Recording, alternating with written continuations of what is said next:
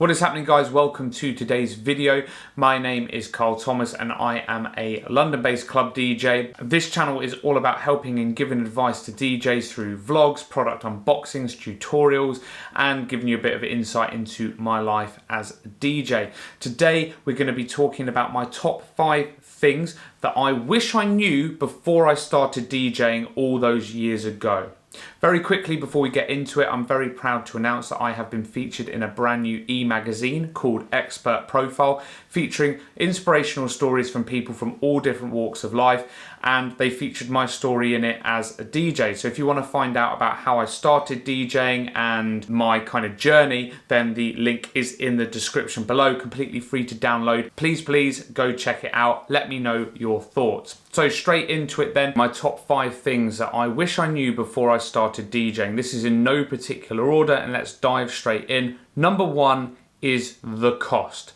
Now, I had some idea that DJing would be expensive because obviously there's the cost of equipment, and yes, there is equipment for all budgets, which is fantastic. And you've got the cost of music and transport and all the rest of it. What I didn't anticipate was how addictive buying DJing equipment is. Now, please do comment below if you're a DJ and you find this as well, but for me, I have always got something that I want to buy as a DJ, and this is where the cost gets a little bit silly. So for example, I had a pair of CDJs, I sold my CDJs, I've got the RX2, which is there, amazing controller. I've had it for like a couple of months now, which is really good, but I'm already thinking about the next big purchase. Is it gonna be a laptop? Is it gonna be some new headphones? Is it gonna be, there's always something. And yeah, buying DJing equipment, I don't know if it's because I love gadgets or what, but anyway, yeah, if you are a DJ, you're probably going to find that it is expensive. It's an expensive profession, hobby, whatever you see DJing as. Yeah, be prepared to spend money. I'm always wanting to upgrade or wanting to buy the next thing, or yeah, there's always, it's a never-ending list of wants, basically. Comment below if you're a bit like me. Maybe I'm just a freak, I don't know. Okay, so the second thing on my list is the social sacrifices. If you want to be consistent, if you want to have a residency in a nightclub, a bar, whatever it may be, you need to make social sacrifices when you are a DJ. There's no ifs or buts. Now, I'm not saying that if you are a resident DJ in a nightclub that you're never going to be allowed a night off, you're never going to be able to go on holiday ever again, it's doom and gloom, that's it, it's game over. No. But you do need to make some social sacrifices. If you still want to be going clubbing every other weekend, or you've got a mate's birthday, family birthday, whatever it is, you need to pick and choose which ones to go to, because if you need a night off every other week, or you're going to make yourself unavailable quite frequently, then a residency is not really going to work for you. And a lot of club managers that I've worked for certainly have liked consistency. They want the same DJ because the crowd kind of gets used to you.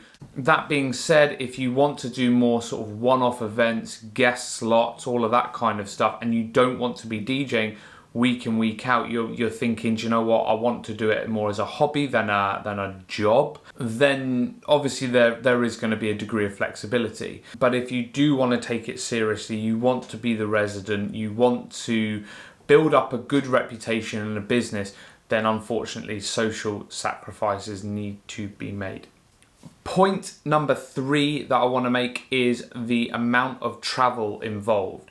Now, obviously, there are nightclubs in the radius of where I live, or bars or venues that I want to target in the radius of where I live. However, if there hasn't been a sort of vacancy, or there hasn't been a need for a DJ, then I've had to cast the net wider. And to be fair, some of the best gigs that I have done in my career have been actually quite far away from home. A few years ago, for example, I did a Saturday night in Bristol. That's 100 miles from where I live currently, like 2.5 hours there, 2.5 hours back. I was absolutely knackered all of like Sunday. It was my Saturday night residency, but nevertheless, it was like probably one of the best venues that I've ever had the opportunity to play at. 2,500 people. It was a house music venue, which is the music that I want to play. So it was like a no-brainer for me to take on that gig. Obviously, you can focus on the venues that are closer to you, but if you want to play the bigger gigs, if you want to play sort of better gigs, I personally think you need to be fairly flexible and be willing to travel a bit and cast the net as wide as possible. That's just my advice to you. So point number 4 is that DJing can actually be quite a lonely job. I'm trying not to be negative with this video. These are just the truths, to be quite honest. So yeah, it is quite a lonely job. It's tied in with the travel because you're often traveling to gigs on your own, sometimes obviously quite long distances. It's antisocial hours when people are usually going out on a Saturday night. You're going off to work. I mean, I wouldn't change it for the world. I absolutely love doing what I do when I can do it. You know, we're not here to talk about that situation, but yeah, it can be quite a lonely life on the road because you're traveling on your own. You get to the venue before everybody else to set up.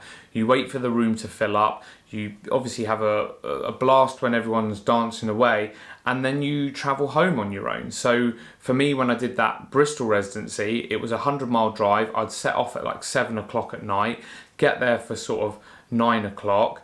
Club would open at 10, DJ till 4 in the morning, drive home, and it was like 6:30, 7 o'clock by the time I got home the next day. So I always find that like my mates love to come with me at the beginning or for a night out every now and then, but they didn't want to come to every single gig.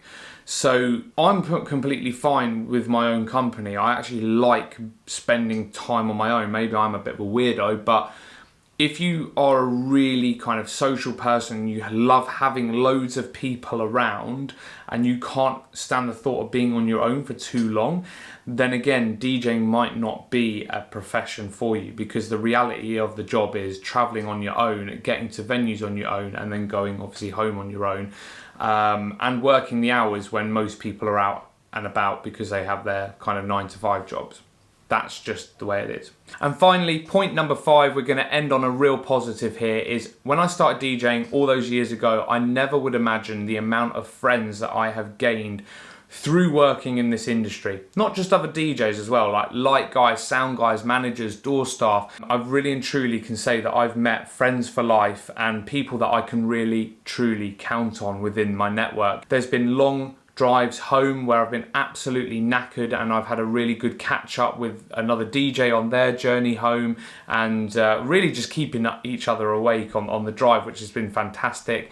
And when we haven't been working, obviously during this this crazy time, you know, I've been invited around to barbecues and we've had really good catch-ups and real fun times. And yeah, I'm so grateful for all of the people that I have met. And because when you're DJing, you're, as I mentioned, you're kind of on your own. I never would have imagined, you know, meeting other DJs and calling them friends, and I can truly say that I've met people that are now some of my best friends. So there we have it, guys, my top 5 things that I wish I knew before I started DJing. These are just realities of the job. I don't see them as negatives. They're just kind of what you need to take into account if you want to become serious at being a DJ. Hope you like the video. Do let me know your thoughts in the comments below. As always, if you like this type of thing, please subscribe, like the video, give it a thumbs up, do me a favor with the algorithm. Thank you very much, and I will see you in the next video.